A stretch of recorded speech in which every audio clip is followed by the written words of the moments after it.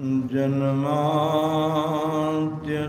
यतोऽन्वयादितरतश्चार्थे स्वविज्ञस्वराट् तेने ब्रह्महृदाय आदिकवये मुह्यन्ति यत्सूरयः तेजो वारिमृदां यथा विनिमयो यत्र त्रिसर्गो मृषा धाम्ना स्वेन सदा निरस्तकुहकं सत्यं परं धीमहि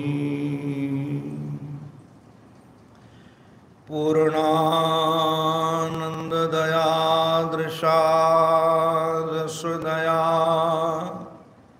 सस्वत्प्रसादोदया ब्रह्मज्ञानविनोदया जनमनो मोदाय नियखेदया विश्वप्रेम विकासहासमुदया त्रैलोक्यसम्पद्दया पूर्णानन्ददया मदीयमनसे काञ्चीकणां यच्छतु। ॐ नमः श्री परमहंसास्वादित चरणकमलचिन्मकरन्दाय भक्तजनमानस निवासाय श्रीरामचन्द्राय विश्वसर्गविसर्गादि नवलक्षणलक्षितं श्रीकृष्णाख्यं परं धाम जगद्धाम नमामि। अखण्डानन्दबोधाय शिष्यसन्तापहारिणे सच्चिदानन्दरूपाय तस्मै श्री गुरवे नमः। तस्मै श्री गुरवे नमः। श्रीमन्नारायण नारायण नारायण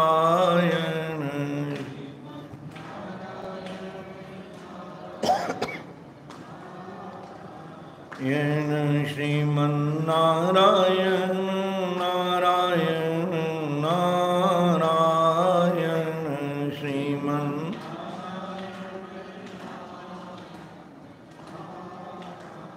येन लक्ष्मीनारायण नारायण नारायण लक्ष्मी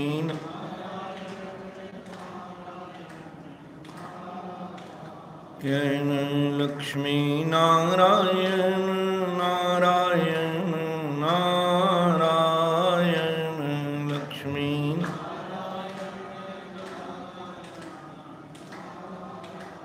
येन श्रीमन्नारायण नारायण नारायण श्रीमन्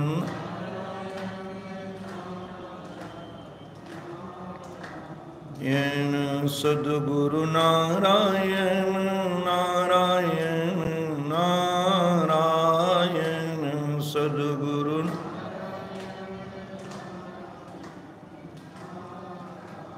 येन सद्गुरुनारायण नारायण नारायण सद्गुरु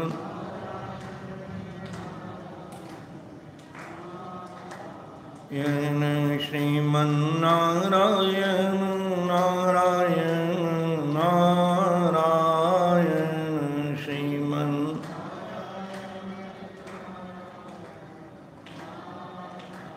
येन श्रीमन्नारायण नारायण नारायण श्रीमन्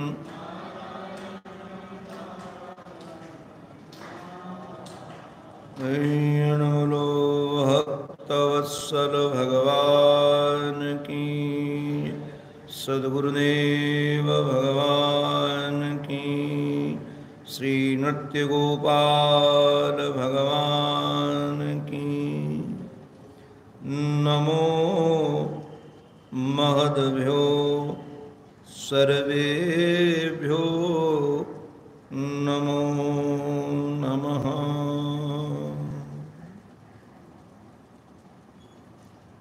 एकांत शांत वातावरण में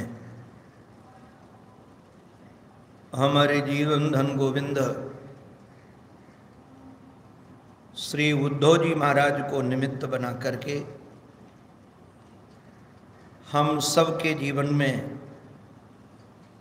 ज्ञान का प्रकाश प्रकाशित हो, उसके लिए कुछ साधनों का निर्धारण कर रहे हैं। यह निश्चित है, यदि किसी बालक को डॉक्टर बनना हो तो उसको उसी प्रकार की विद्या का अध्ययन करना पड़ेगा। वकील बनना हो तो उसी प्रकार की विद्या का अध्ययन करना पड़ेगा। इंजीनियर बनना हो तो उसी प्रकार की विद्या का अध्ययन करना होगा। किंतु यदि परमात्मा को प्राप्त करना हो, ज्ञान को प्राप्त करना हो, तो निश्चित रूप से साधन फिर उसी प्रकार के होंगे। सामान्य ढंग से आप सब जानते हैं, किसी को बंबई जाना होगा तो अलग दिशा में जाएगा, झांसी जाना होगा तो अलग दिशा में जाएगा। संसार को प्राप्त करने के लिए साधन अलग हैं और परमात्मा को प्राप्त करने के लिए साधन अलग है। ज्ञान प्राप्ति के साधन में हमारे श्री कृष्ण ने कहा कि निश्चित रूप से हमारे आपके सबके जीवन को संचालित करने वाले 3 गुण हैं। इन 3 गुणों से ही संसार बना है और 3 गुणों से ही संसार संचालित भी होता है। ध्यान रखिएगा, ये गुण कौन कौन है? सत, रज और तम। जैसे हमारे आपके शरीर में कफ, वात, पित्त, ये 3 शरीर को संचालित करते हैं। शरीर को संचालन करने के लिए ये 3 चाहिए। कफ भी चाहिए, वात भी चाहिए, पित्त भी चाहिए। किंतु इसमें यदि विषमता होती है तो नाना प्रकार के रोग उत्पन्न हो जाते हैं। अभी एक दिन में ग्रंथ पढ़ रहा था कि कफ विकृत होता है तो कितने 100 प्रकार के रोग उत्पन्न होते हैं। बात यदि कुपित होता है तो कितने प्रकार के रोग पैदा होते हैं। ऐसे पित्त यदि कुपित होता है तो कितने प्रकार के रोग उत्पन्न होते हैं। इसलिए हमारी प्राचीन पद्धति जो आयुर्वेद की थी, उस आयुर्वेद में रोगों का निदान निश्चित रूप से कफ और वात पित्त के आधार पर ही होता था। उससे नाड़ी का पता चलता है। कफ बढ़ा है तो नाड़ी कैसे चलेगी, पित्त बढ़ा है तो नाड़ी कैसे चलेगी। तो नाड़ी की गति से रोग का पता चलता है कि अब कफ बढ़ा है तो नाड़ी की गति ऐसी होगी तो उसमें कितने प्रकार के रोग हो सकते हैं। फिर वो जीभ में, आँख में, चेहरे में उन रोगों का लक्षण लक्षित होने लगता है। ऐसे ही हमारे जीवन में यदि रजोगुण बढ़ा होगा तो कैसे कैसे प्रकार की प्रवृत्तियां होंगी, और यदि तमोगुण बढ़ा होगा तो कैसे कैसे प्रकार की प्रवृत्तियां होंगी। और यदि सतोगुण बड़ा होगा तो कैसे कैसे प्रकार की प्रवृत्तियां होंगी। ये निश्चित रूप से सामान्य ढंग से यदि हम देखें तो जब व्यक्ति के जीवन में तमोगुण होता है, ध्यान रखिएगा, तमोगुण मिटाया नहीं जा सकता है। आप लोग सोचो कि तमोगुण मिट जाए तो जिसका तमोगुण मिट जाएगा उसको फिर नींद नहीं आएगी। अनुशासन में हो ये जरूरी है, नींद नहीं आएगी तो फिर डॉक्टरों के पास दौड़ोगे। हमने सुना है किसी किसी महात्माओं के बारे में कि उनका सतोगुण इतना बढ़ गया था कि 2 घंटे में नींद पूरी कर लेते थे, 1 घंटे में नींद पूरी कर लेते थे। तो अब तमोगुण बड़ा हो तो व्यक्ति के जीवन में किस प्रकार के आलस्य, प्रमाद आदि का संचार होता है। ऐसे जब रजोगुण बढ़ता है तो व्यक्ति के जीवन में कर्म करने की उत्साह होता है, ये कर लो, ये कर लो, ये कर लो। अब रजोगुण यदि बड़ा होगा ज़्यादा तो संसारी होगा, तो संसार में प्रवृत्त होगा। हम कई लोगों को देखते हैं कि रजोगुण वाले व्यक्ति से कहो कि भजन करो तो उनसे भजन नहीं होगा, वो बैठ नहीं सकेंगे। एक महाराज जी के कृपा पात्र शिष्य थे डॉक्टर अलमस्त। हमको एक बार उनके साथ ऋषिकेश से आने का अवसर मिला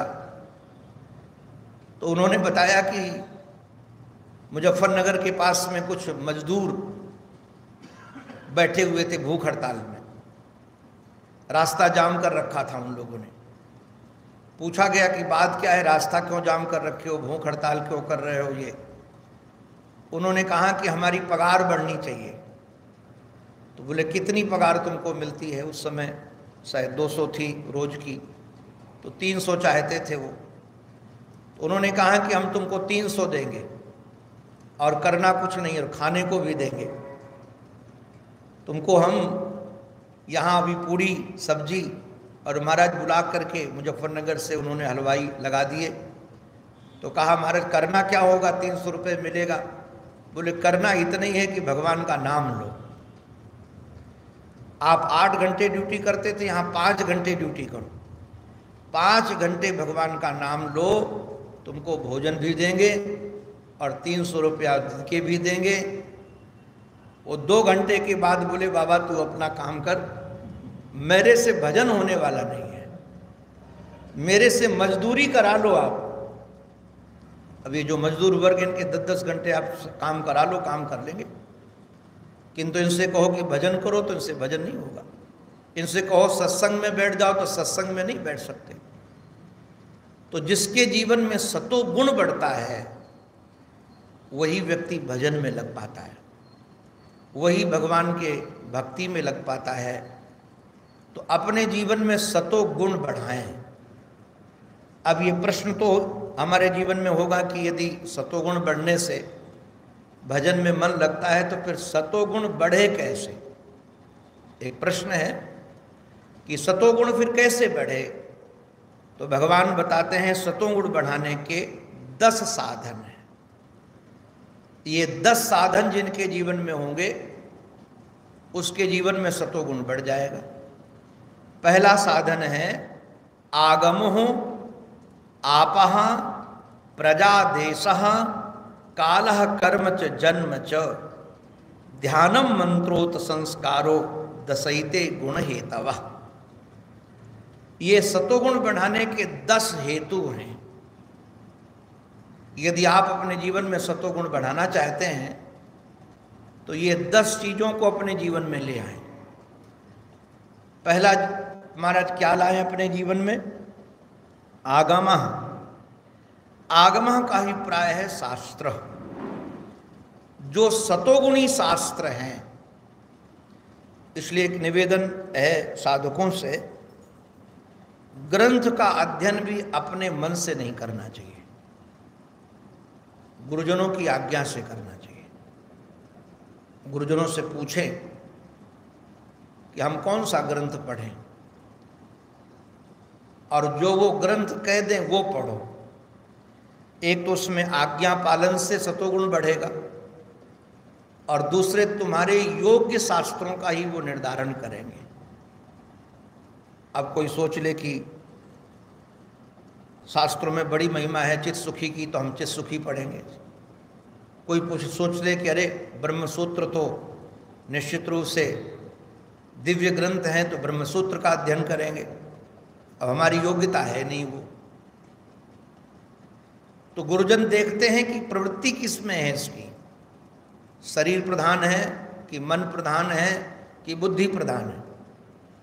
शरीर प्रधान जो लोग होंगे उनके लिए शास्त्र दूसरे प्रकार के बताए जाएंगे, मन प्रधान जो लोग होंगे उनके लिए शास्त्र दूसरे बताए जाएंगे, और बुद्धि प्रधान जो लोग होंगे उनके लिए शास्त्र दूसरे बताए जाएंगे। तो निश्चित रूप से पहला सुधार यदि करना है अपने जीवन में, तो शास्त्र का अध्ययन सतोगुणी होना चाहिए। आजकल शास्त्र की अपेक्षा टीवी ज़्यादा देखते हैं लोग, ज़्यादा सुनते हैं। तो टीवी भी सुनने में सावधानी रखो, ये नहीं कि जो दिखाया जा रहा है सब देखते रहो। अब एक दिन मैं दक्षिण में था, अभी अफगानिस्तान की कोई घटना देख ली। वहाँ प्लेन से लोग नीचे गिर रहे हैं। मैं रात भर नहीं सो पाया, वो बार बार हमारे आंखों के सामने वही दृश्य है। मुझे लगा कि अरे ऐसा भी होता है क्या, ऐसी क्रूरता भी आ गई है। बाद में लगा कि ये कितना बड़ा अपराध हुआ कि हमने ये दृश्य को सोते समय देख लिया। ध्यान रखना, हमारे सामने आंखों के जो आता है उसका बहुत प्रभाव पड़ता है। आप लोग ये मत समझिएगा कि जो चाहो सो देख लो। हाँ, किसी का बहुत स्लो प्रभाव पड़ता है और किसी का एकदम तुरंत प्रभाव पड़ता है। प्रत्येक दृश्य का हमारे जीवन में प्रभाव पड़ता ही पड़ता है। भले लगता है कि हमको नहीं प्रभाव पड़ता है, सबके जीवन में दृश्य का प्रभाव बहुत पड़ता है। तो दृश्य ऐसे न देखें जो रजोगुणी हो या तमोगुणी हो। आगम में हमारे जीवन में शास्त्र अध्ययन और इस प्रकार का दर्शन पवित्र होना चाहिए। और दूसरा साधन है आपः, जल। जल भी, जल वही पियो जिसमें तुलसी दल अर्पित कर सकते हो। ध्यान रखना, जिसमें आप तुलसी दल नहीं डाल सकते वो जल मत पियो। हमारे महर्षि के कृपा पात्र हैं, उन्होंने हमको बताया कि उनका जब ब्याह होकर के आया तो लंदन रहते थे, अभी तो बॉम्बे रहते हैं। तो उन्होंने बताया कि हमसे मदिरा नहीं छूट रही थी, वो रोज मदिरा पीते थे। उन्होंने कहा कि और तो सब कुछ छोड़ सकते हैं, मदिरा नहीं छोड़ सकते। उन्होंने कहा एक काम करो, ठाकुर जी को भोग लगा के पिया करो। अब वो थे तो पुष्टि मार्ग की परंपरा, उनकी माँ उस परंपरा की थी। अब कैसे ठाकुर जी को भोग लगाएं, संस्कार था। उन्होंने हमको बताया कि पहले दिन जब गिलास में डाल करके तुलसी अर्पण करने लगे तो नहीं अर्पण कर पाए। 2 दिन हो गए, 3 दिन, फिर महाराज से झगड़ने आ गए। बोले बाबा तूने ठग लिया मुझे, ना मैं तुलसी दल डाल सकता हूं ना उसका पान कर सकता हूं। तो जल सदा सर्वदा ऐसा पिए। वैसे तो पवित्रता की दृष्टि से यदि गंगा जल मिल जाए तो सर्वोत्तम है, किंतु न मिले यदि गंगा जल तो ठाकुर जी को अर्पित किया हुआ जल पिए। एक हमारे बाबा के पूज्य श्री उड़िया बाबा जी महाराज के परम कृपा पात्र श्री गया प्रसाद जी पंडित जी महाराज, लगभग मुझे लगता है कि 95 में शायद मैं मिला हूँगा, 95 में। और बाबा का शरीर 47 या 48 में पूरा हो गया था, 48 में ना, हाँ 73 वर्ष अभी हुए। तो उस समय जब मैं मिला तो उन्होंने हमको बाबा का चरणोदक दिया, पूज्य श्री उड़िया बाबा जी महाराज का चरणोदक दिया। जब पता चला कि मैं महाराज जी के आश्रम से आया तो हमको आश्चर्य लगा, बाबा वही पीते थे, बाबा का चरणोदक ही पीते थे। आजीवन पूज्य श्री गुरुदेव भगवान का, उनके गुरुदेव थे पूज्य श्री उड़िया बाबा जी महाराज, आजीवन उनका चरणोदक पिया। अभी स्वामी जी महाराज इशारा कर रहे हैं, मैंने भी पूछा कि इतने दिन तक चरणोदक चलेगा कैसे। तब उनके शिष्य ने बताया कि उसी चरणोदक में ये मिलाते रहते हैं जल, और जल मिलाते रहते तो पहले वाला जल उस जल से मिलकर के निश्चित रूप से चरणोदक ही बन जाता है। तो भगवान का चरणोदक पिए, गुरु का चरणोदक पिए, जल पवित्र हो, क्योंकि जल हमारा जीवन है। हमारे जीवन को संचालित करने वाला जल बहुत महत्वपूर्ण है कि कैसे जल पिया जाए। और तीसरी बात बताइए, बहुत सावधानी की है, प्रजा का अभिप्राय क्या है? सतोगुणी लोगों का संग करें।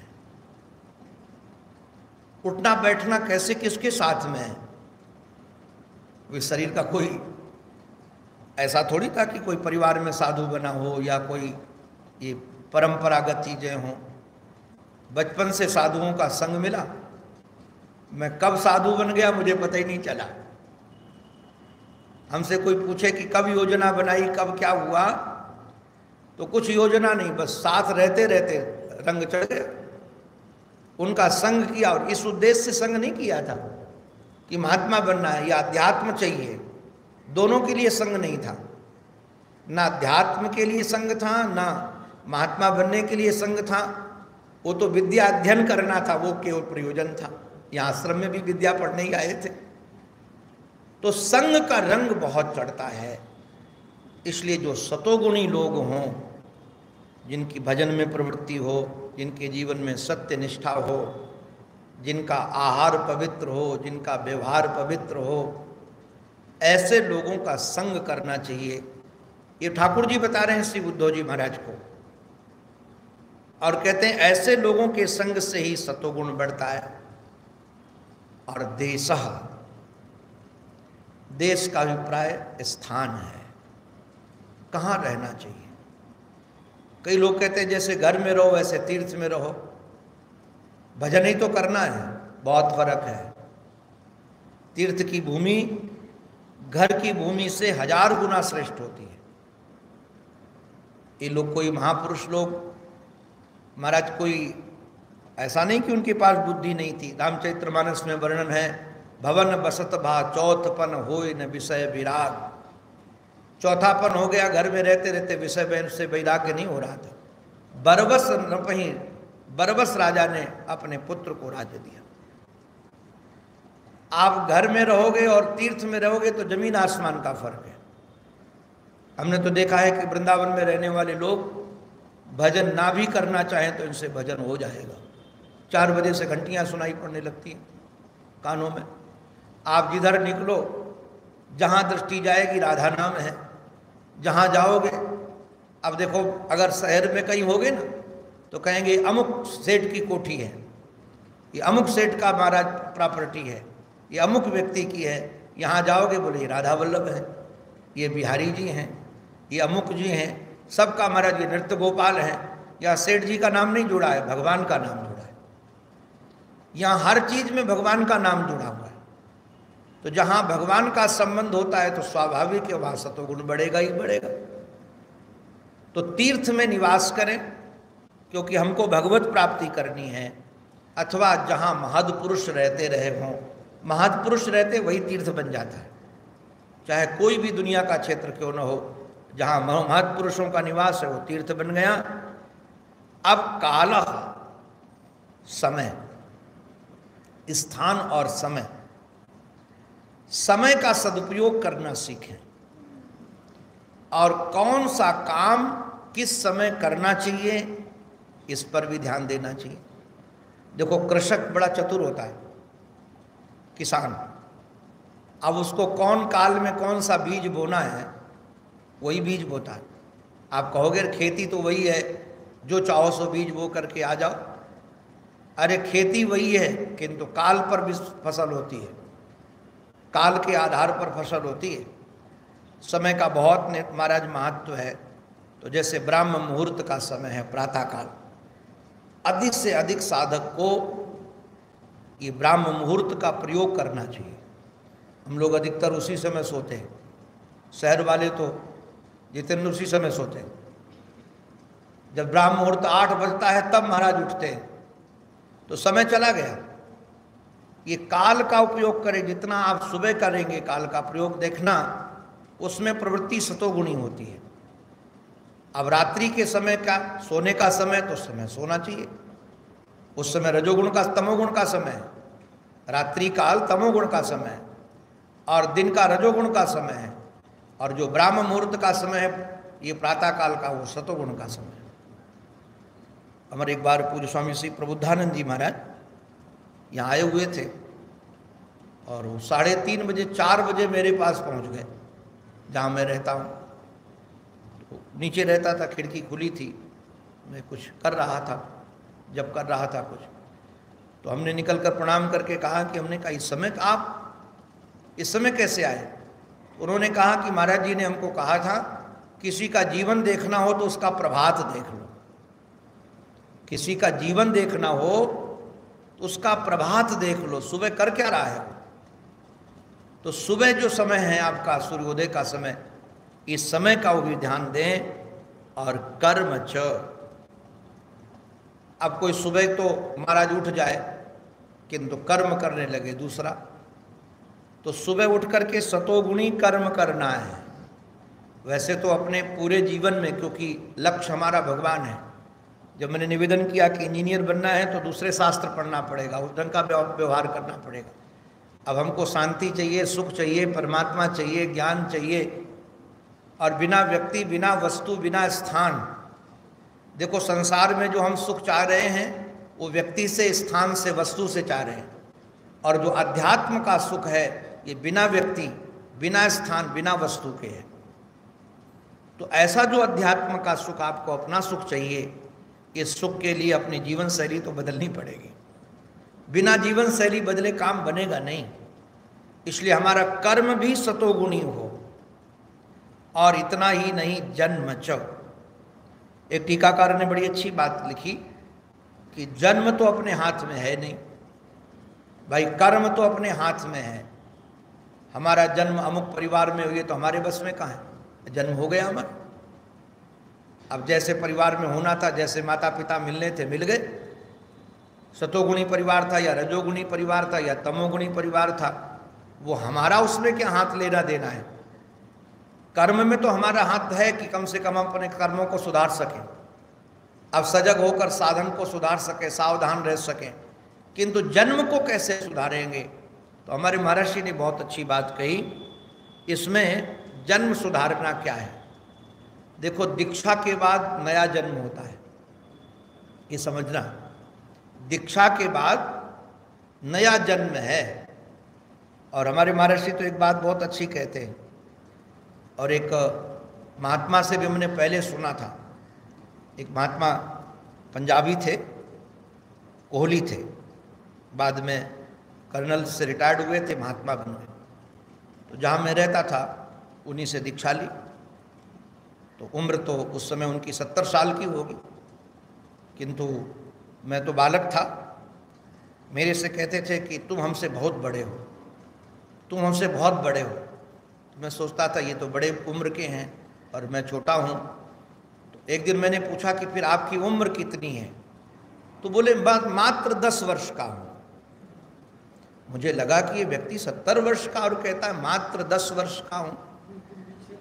तो हमने जब उनसे पूछा तो वही बताया कि जिस दिन से हमने दीक्षा ली, सच्चा जन्म तो हमारा यही हुआ है, हमारे दीक्षा का जन्म, क्योंकि अब हमारा नया जन्म हो गया। तो अब नया जन्म होने के लिए हमारे श्रीधर स्वामी पाद ने एक बहुत सुंदर बात यहाँ लिखी है अपनी व्याख्या में, कि दीक्षा जो है वैष्णव दीक्षा हो या शैव दीक्षा हो, ये जो अन्य दीक्षाएं हैं, भूत प्रेत की कोई आराधना करने लगे, तो ये दीक्षा कोई दीक्षा नहीं है, ये तो पतन की दीक्षा है। और कोई जाकर के महाराज ऐसे यज्ञ में दीक्षित हो जाए जिसमें पशुवध हो तो कह के हम तो दीक्षा ले लिए। ऐसे मंत्र की जो वैदिक परंपरा का हो, जिसमें महाराज ये परंपरा हो, वो जन्म सच्चा जन्म है। हम बचपन में सुनते थे कि संतान 2 प्रकार की होती, एक नाद संतान, एक बिंदु संतान।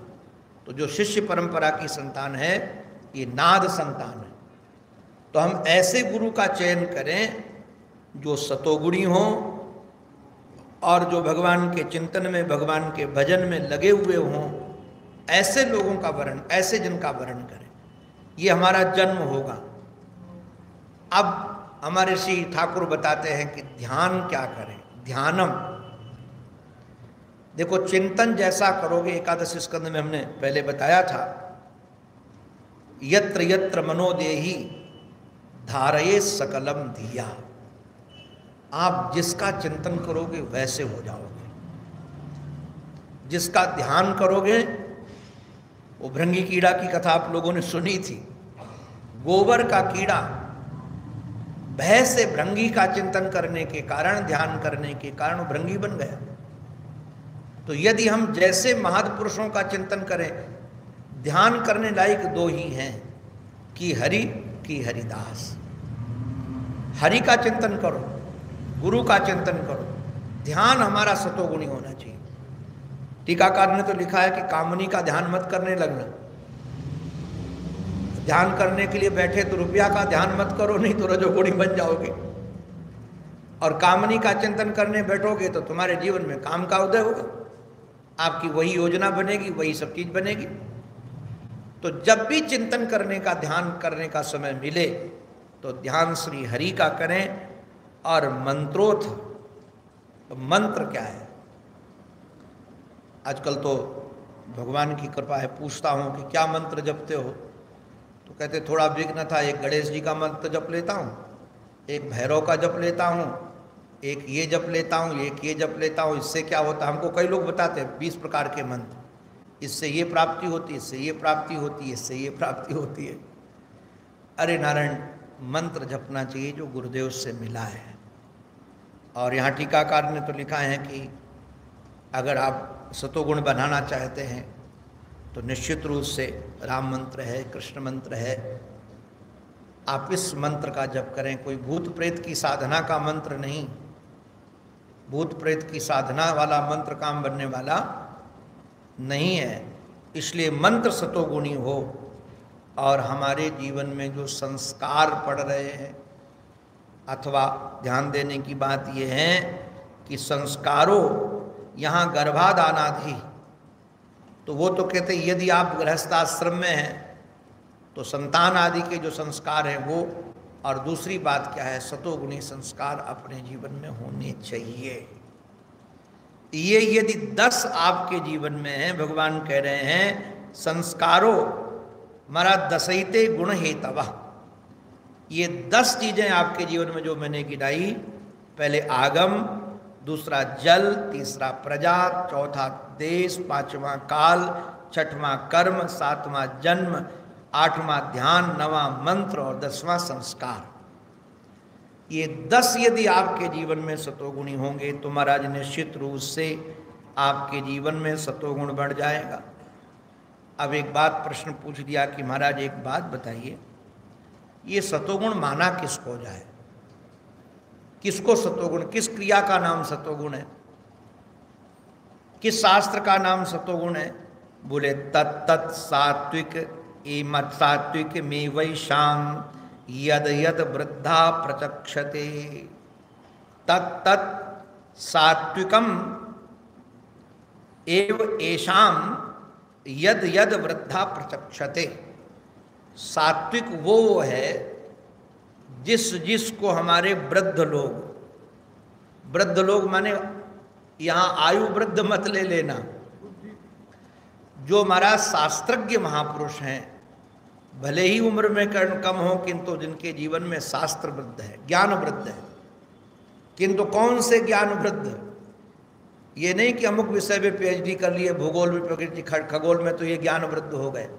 यहाँ ज्ञान वृद्ध वो हैं जिनके जीवन में भक्ति ज्ञान वैराग्य है। ऐसे लोग जिस जिसको कहे कि सतोगुणी है। देखो आहार कौन कौन सतोगुणी है? ये हमारे महापुरुष लोग जो जो आहार करते हैं। अब कई लोग हमसे आके पूछते हैं महाराज लहसुन क्यों नहीं खाना चाहिए, प्याज क्यों नहीं खाना चाहिए? भले पुराणों में वर्णन है कि उसकी उत्पत्ति कैसे हुई है, क्यों नहीं खाना चाहिए, उससे क्यों क्या वृद्धि होती है, इसका वर्णन है।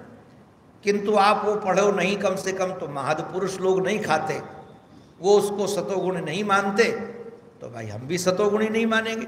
सीधा सीधा रास्ता है जी। अपने को तो चलने के लिए इतना सीधा रास्ता है जिस पथ पर हमारे गुरुजन चल रहे हैं हमको उसी पर चल पड़ना। क्यों चलना है, किस लिए चलना है, ये सब अधिक प्रश्न मत करो। तो यद यद सात्विकम एव एसाम यत यत वृद्धा प्रचक्षते महाराज निंदति तामसम, जिनकी ये लोग महापुरुष लोग निंदा करते हैं, कहते हैं ये निंदित हैं, वो तामस है। जिनकी ये ज्ञान वृद्ध भक्ति वृद्ध वयो वृद्ध नहीं, ये लोग जिनकी निंदा कर देते हैं कि ये भाई मत करो, वो तामस है। और तत् महाराज तत् राजसम यद उपेक्षितम, जिसकी ये महापुरुष लोग उपेक्षा कर देते हैं। उपेक्षा शब्द का अर्थ यहाँ पर श्रीधर स्वामी बात कहते हैं, न स्तुन्वन्ति न निंदन्ति, न तो उसकी वो प्रशंसा करते हैं न निंदा करते हैं। दो ही बातें होती हैं, किसी की हम कई बार प्रशंसा करते हैं, किसी को कहते हैं भाई निंदा करते हैं। किंतु महापुरुष लोग किसी में मौन हो जाते हैं, न वो निंदा करेंगे और न वो प्रशंसा करेंगे, स्तुति भी नहीं करेंगे और वह निंदा भी नहीं करेंगे। तो जो न निंदा कर रहे हैं और न जिसकी स्तुति करे तद राजसम, वो राजस है। बस एक बात निमित्त अपने जीवन में धारण कर लें कि यदि हमारे जीवन में सात्विक हमको बनना है तो जो महापुरुष लोग कहते हैं वो हम करना प्रारंभ कर दें। सात्विकान एव सेवेत पुंसान सत्व विवृद्धये, जब व्यक्ति सात्विक वस्तुओं का, सात्विक व्यक्तियों का, सात्विक स्थान का सेवन करता है, उसके जीवन में फिर सतोगुण बढ़ जाता है। ये स्थान, व्यक्ति, वस्तु केवल एक ही आहार से काम नहीं बनेगा, संग का रंग भी चढ़ता है। यदि आप इन चीज़ों का चिंतन करेंगे तो सतोगुण बन जाएगा। और सतोगुण जब बढ़ेगा, भाई सतोगुण के बढ़ाने की क्यों जरूरत पड़ गई, हम तमोगुणी रजोगुणी बने रहें। बोले ततो धर्मस ततो ज्ञानम, जब आपके जीवन में सतोगुण बढ़ेगा तो ततः धर्म, आपकी प्रवृत्ति धर्म में हो जाएंगी।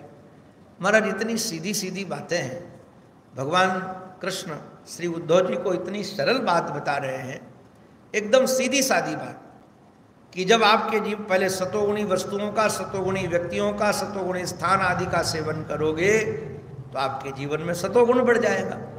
और जब आपके जीवन में सतोगुण बढ़ जाएगा तो आपके जीवन में धर्म बढ़ेगा। और जब आपके जीवन में धर्म बढ़ेगा तो ततः ज्ञानम, तो आपके जीवन में ज्ञान हो। ये भगवत ज्ञान के लिए क्रम है। ये आपको यदि भगवत प्रबोध, आत्म प्रबोध करना है, यावत स्मृति रपोहनम, ये बात महाराज बताई गई है। तो कहा महाराज मुक्ति तो ज्ञान से होती है, फिर ये सब करने की जरूरत क्या है। भले ज्ञान से मुक्ति होती है, महावाक्य जन महाराज शब्द ध्वनि से मुक्ति होती है, किंतु ध्यान रखो यदि तैयारी नहीं होगी तो आप गधे को कितनी बार तत्वमसी करो, क्या समझ पाएगा? क्या कभी तत्वमसी नहीं समझ पाएगा। जिसके जीवन में साधन नहीं है उसको तत्वमसी एक बार नहीं, माला जपो तत्वमसी का। हमारे यहाँ एक परंपरा है, हम तो खूब हंसते, टिप्पणी के लिए नहीं है, हम तो उनके बीच में रहे हैं। अब महाराज वो जय श्री कृष्ण नहीं बोलते, वो राधे राधे नहीं बोलते, सोहम सोहम। अब ये सोहम सोहम बोलने से क्या हो जाएगा जी? साधनहीन व्यक्ति यदि सोहम बोलेगा तो क्या सोहम हो जाएगा? क्या हो? पहले तो समझे कि सोहम है क्या। एक महात्मा से हम बहुत प्रयास किए ऋषिकेश में कि उनको नारायण कहलवा दें, जय श्री कृष्ण कहलवा दें, नहीं कहा। वो सोहम सोहम रटते, तो हमने कहा चलो तुम सोहम का अर्थ ही बता दो हमको, जिसका तुम जाप करते हो, जिसको तुम बोलते हो, सोहम हमको बता दो क्या है सोहम। तो बोले वह मैं हूं। अरे तो फिर वह क्या है वो बताओ, नहीं बता पाए। तो कहने का अभिप्राय यह है कि साधन जब तक नहीं है तब तक ये ज्ञान होने वाला नहीं, वहां तक ज्ञान की भूमिका है। और कहा जैसे ज्ञान होगा, देखो सतोगुण बढ़ने से क्या होता है, एक बड़ा सुंदर श्लोक यहाँ है, वेणुर संघर्षयो वन्हिर दग्ध्वा साम्यति तद वनम। जहाँ वन में बांस होते हैं वो बांस ही आपस में टकराते हैं और टकरा करके बन्नी माने आग उत्पन्न हो जाती है। और जैसे आग उत्पन्न हो जाती है तो महाराज वो वन को तो जलाती है, किंतु बांस को भी जिससे आग उत्पन्न हुई थी उसको भी जला देती है। ये नहीं कि इससे उत्पन्न हुई है तो इसको छोड़ दे, वो वेणु को बांस को भी जला देंगे। ऐसे ही जब आपके जीवन में एवं गुण, जैसे आपके जीवन में गुण उत्पन्न हुआ सतोगुण, तो ये रजोगुण तमोगुण को तो ये नष्ट कर ही दिया, बाद में ये सतोगुण अपने को भी शांत कर देगा। देहा सामिति तत्क्रिया, निश्चित रूप से उसके जीवन में सतोगुण वृद्धि के बाद उसकी भी पूर्ति हो करके, सतोगुण को भी ढोना नहीं है, सतोगुण को भी संभाल कर नहीं रखना कि अब सतोगुण आ गया है तो यही बना रहे। बाद में हमारे सुखदेव जी महाराज कहते, महाराज यहाँ श्री उद्धव जी के द्वारा प्रश्न है श्री ठाकुर से, कृष्ण एक बात बताओ, दुनिया में लोग जानते हैं कि विषय भोगने से दुख है, किंतु उसके बाद भी विषय भोगने में लगे क्यों हैं? तथापि भुंजते कृष्ण, जिन विषयों की शास्त्र निंदा करता है और अनुभव में भी है कि परिणाम में दुख मिलता है, किंतु उसके बाद भी लोग, महाराज यहाँ जो वर्णन किया गया है, कुत्ते के समान, गधे के समान और बकरे के समान, तीन उदाहरण हैं। स्व, अश्व, महाराज पहले तो कुत्ता है, खर है और महाराज आज बकरा है। ये बकरे के समान क्यों लोग भोग में लगे हुए हैं? क्यों इस ज्ञान में प्रवृत्त नहीं होते, जब जानते हैं कि परिणाम में दुख ही मिलने वाला है? आप कृपा करके बताओ। तो हमारे श्री ठाकुर जी ने कहा, ये सुनने के लिए फिर कल आओ। तो क्यों लगे हुए हैं, इससे कैसे उपरामता हो, इसकी चर्चा हम कल करेंगे। अंत में अपने आराध्य के पावन चरणों में हमारी यही प्रार्थना है, हमारी मति, हमारी रति, हमारी गति एकमात्र आराध्य के चरणों में बनी रहे। इसी प्रार्थना के साथ ये उनकी वाणी उन्हीं के पावन पवित्र चरणारविंदों में समर्पित। बोलो भक्तवत्सल भगवान की जय, सद्गुरुदेव भगवान की जय, श्री नृत्य गोपाल भगवान की जय। जय जय श्री राधे, जय जय श्री राधे, जय जय श्री राम।